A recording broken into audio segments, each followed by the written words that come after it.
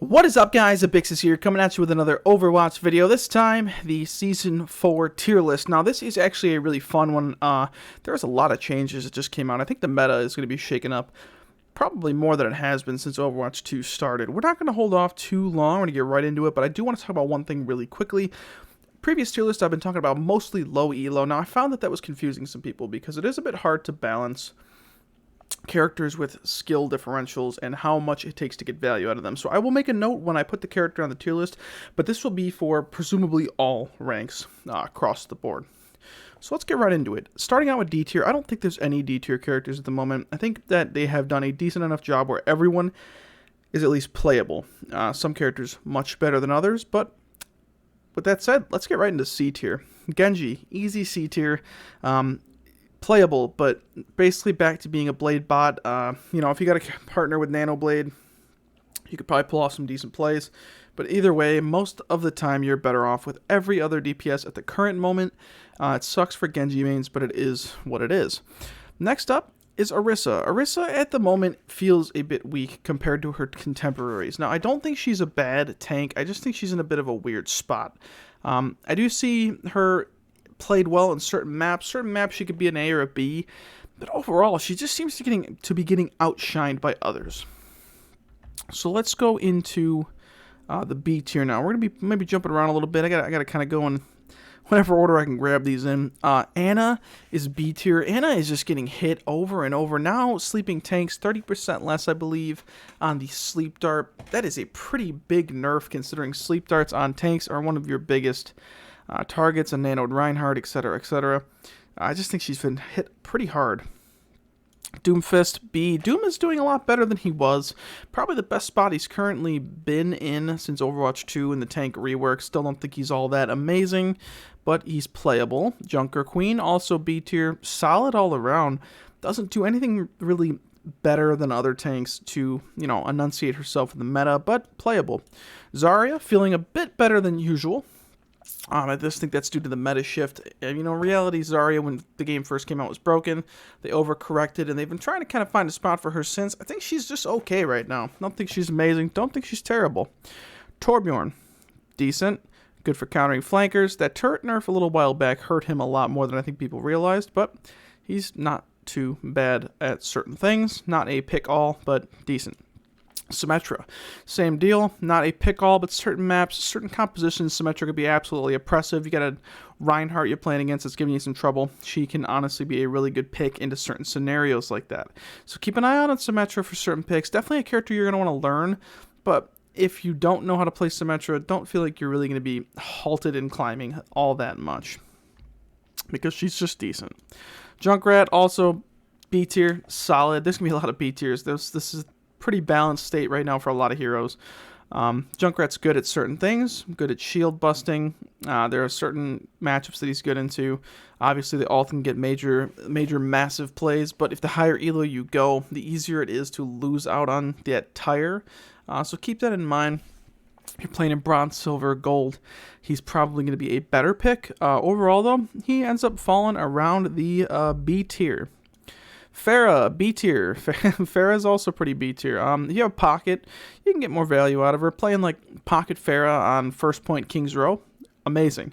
Certain maps, she's terrible. So she averages out to about a B tier. If you got a Pocket, I might consider moving her up. But even then, I still think she's just too counterable to be any higher. I play a lot of Pharah, but she's pretty much just B tier at the moment. Reaper, one of the biggest differentials between low and high elo play. Overall, I think Reaper is a pick where you could pull him out in a lot of different matchups, but if you're getting abused, know when to switch. Reality speaking, to low elo, bronze, silver, gold, plat, he is one of the best DPS to pick, the best to climb with. He's absolutely fantastic. The higher you go, the worse he gets, but still playable into many matchups. Hanzo, B tier. Hanzo is honestly decent if you're great at him. He just doesn't get value as easily as some other DPS that I'm going to put a tiny bit higher. As a sniper, he gets outclassed by Widowmaker. In the mid-range, I think he gets outclassed by Ashe a little bit, which we're going to talk about in a minute. So I just think he's right about there. Let's talk about an A tier hero real quick. Bastion. Bastion is really fitting into the meta a lot better than I think anyone expected him to, and has been absolutely dominant in Diamond and below. Now, honestly, the higher you get, the more you will get abused, but not nearly as much as the old Bastion. Back in Overwatch 1, Bastion was a force to be reckoned with in low elo, bronze, silver, gold. Higher elos, he was absolutely awful. This Bastion feels a lot better. If you play around him and you have a team that's willing to play around you, he could be an absolute win condition. So I do like him quite a bit. Moira is one of these reluctant heroes that I'm going to put in the high B tier right now. I had her in S for low elo, and I still think that I'd put her very high for that. Across the board, I think Moira is a B. Moira is pretty solid. Her ult change, I think, is going to be bigger than most people realize, allowing her to reposition. Because when you're ulting, yes, you're faster, but you are a bit of a walking target. So I think that being able to shade while using ult will honestly be quite large. Let's talk about somebody that I think has been growing in this meta hugely, Mei. The prominence of rush comps right now is allowing Mei to really thrive. I think she's a great counter pick. She can really disrupt a lot of the wrecking balls, the monkeys, the people that are really popular right now. Reinhardt. She's kind of benefiting from being able to play into a counter meta. So the reality is, Mei herself hasn't gotten that much stronger. She's just benefiting from the fact that the heroes that are strong right now don't tend to play well into Mei. So keep an eye out for Mei. Sleeper pick, in my opinion. Not a lot of people are picking her. Lucio. I think Lucio's in the best state he's been in quite a while. I think he's an A tier hero. Probably low A tier, because I think there are certain comps where you're not going to want to run Lucio. But a lot of the time, he is a pretty consistent pick to keep your team topped off. Get that mobility, which is ultra important right now. I've seen a lot of people running Mei, Lucio. It's running people over. So keep an eye on that. In low elo, he's one of my most recommended healers. Yes, he has one of the highest skill ceilings for a support, but also easy to get very inherent value out of. Echo. Struggled with Echo for a long time. She was an ultimate S tier for ladder play all of Overwatch 1. Overwatch 2, that big nerf to her ultimate, I think, was huge. People are finally starting to figure out that maybe taking the tank ult isn't always the best anymore.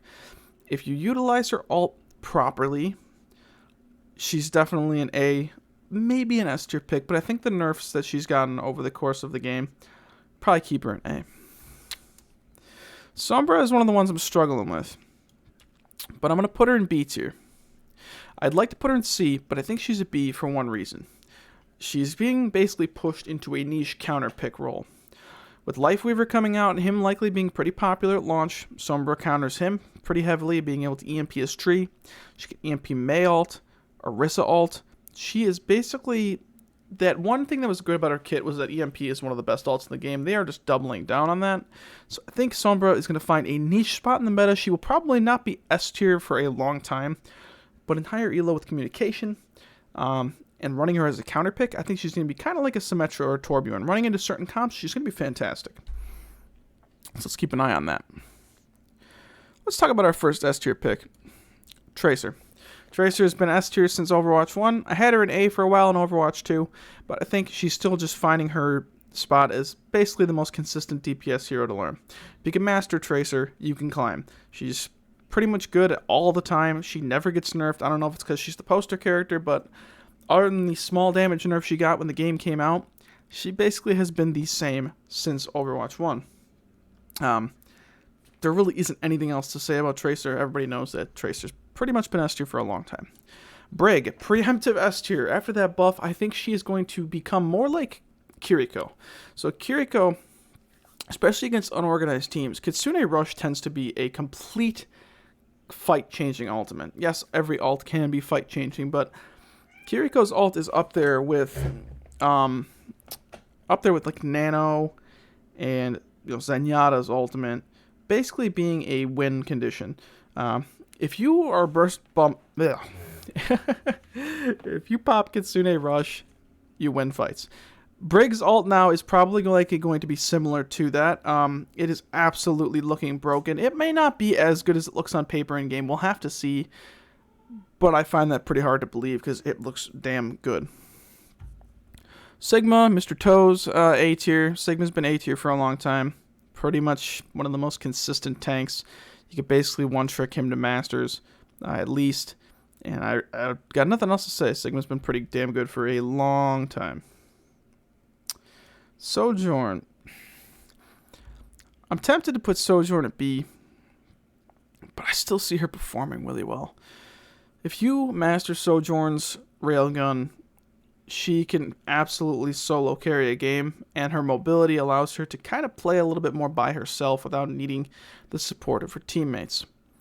So with that said, Sojourn's staying an A. This hurts, man. I've loved Ashe for a long time as a character, one of my favorites, but she's got to be B tier right now. And see, if anybody's been on the ladder play for a long time, you realize that Ashe has been basically a staple DPS pick. You're always seeing Ashes. Very popular. The last patch is a big nerf for Ashe with the ultimate charge cut. Bob is a massive ultimate. It's also a hard ultimate to build. So her not being able to now build it while he's on the field, which they're calling a bug, which obviously isn't, because patches back, a long while back, I think in 2019, they basically patched this saying it was a bug and it was supposed to work the way it currently works. And now they're saying it was a bug. Who knows? They nerfed Ashe a ton. I might be overreacting on how much it's going to affect her, but I do think it's going to hurt her quite a bit. D.Va, I still think D.Va's an A tier, and I think Monkey's an A tier. I think those two are just... Dive right now feels pretty good. The dive tanks feel good. Monkey's slightly better, but I still think these two are both going to be A. Zenyatta, A tier. Discord the tank. One tank only really helps Zenyatta. Discord the tank. Blow him up. Transcendence is a big ultimate. Easy carry potential. If you're bad at Zen, though, do not play him. He is one of the worst supports to play if you're bad. You get no inherent value almost. I mean, yeah, you could put Discord on. It is one of the most free inherent value abilities, but your teammates are going to hate you if you're playing Zen and you're bad at him. So put the practice in, get good at him, and he is one of the easiest to carry with. Ramatra is a tough one. I'm honestly going to come out and say I think he's S tier at this point. I really just think he is carrying games harder than any tank at the current moment. I don't honestly believe there's any S tier tanks right now. There's a ton of really good ones, a ton that are a little less good than the other ones, but Ramatra feels oppressive in a certain way. Now, if he's not in his alt form, or the Juggernaut form, whatever the proper term is, he feels a little underwhelming, but he's got high poke, easy durability with the ultimate, team fight master. Once a Ramatra ult, it is likely going to be a lost fight unless the enemy team is coordinated enough to deal with it, which most of the time in solo queue, they're probably not. Ramatra just feels really damn good. Kiriko still feels like S tier. I know she seems to be falling out of people's memory, but she's still S tier to me. Oh, jeez. Cassidy. What a big nerf, man. 25 health off and the grenade nerf. The health is really what worries me because Cassidy tends to play a little bit more up in the front line compared to Soldier and Ashe. Yes, you want to play behind shields with Cassidy, but it's not as much of a ranged sniper hero. I'm tanking him to the B. I think it's going to hurt him a lot. 25 health on a DPS is quite a bit. Wrecking Ball. It's a ball meta. A tier for ball. If you're good at ball, he's oppressive right now. Got to make sure you know how to play him, though, because like I said, inherent value, not that great. Your team's got to know how to play around a ball. If your team's just rushing in, not knowing what they're doing, ball's going to be a poor pick. But overall, he feels pretty good right now. Soldier, solid. Nothing wrong with Soldier. Nothing amazing about him. Just pretty good. Pretty much how he always is. Widow. Widow's A. Sniper meta. Been pretty popular recently. A lot of people have been playing snipers, especially on certain maps. Now, Widow, keeping her an A. I know a lot of people are putting her in S, but I'm keeping her an A just because I think that certain maps she struggles on comparatively to other heroes like Tracer, who could basically play on any map. I think she's pretty damn good right now. Reinhardt, the Arbor nerf is big. I had him in S tier last patch. I think the higher you go, the worse he gets. Once again, he's a little bit more abusable, but I'm going to average him to an A because I don't think that he's bad. If you play bronze, silver, gold, masters below, he's good. The higher you get, though, he gets abused a little bit more, but he's still just a solid pick. I don't think he's as good as Ramatra, D.Va, Winston, or Ball after these nerfs, but they may actually not hurt him as much as I feel like they will. So Mercy, Mercy's kind of fitting into it, just a solid pick. She's good. I put her in A. Baptiste. A. Bap's good. Not a bad pick. Really can't go wrong with Baptiste. And now Hog. The final one is Hog.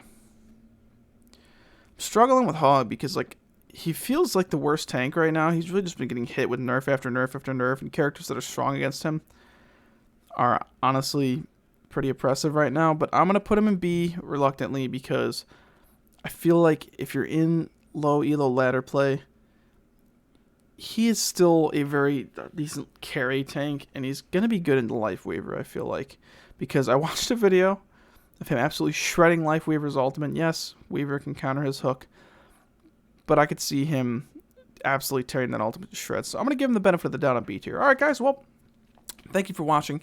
Let me know what you think down below. I went a little bit more across the board this time versus just focusing on low elo.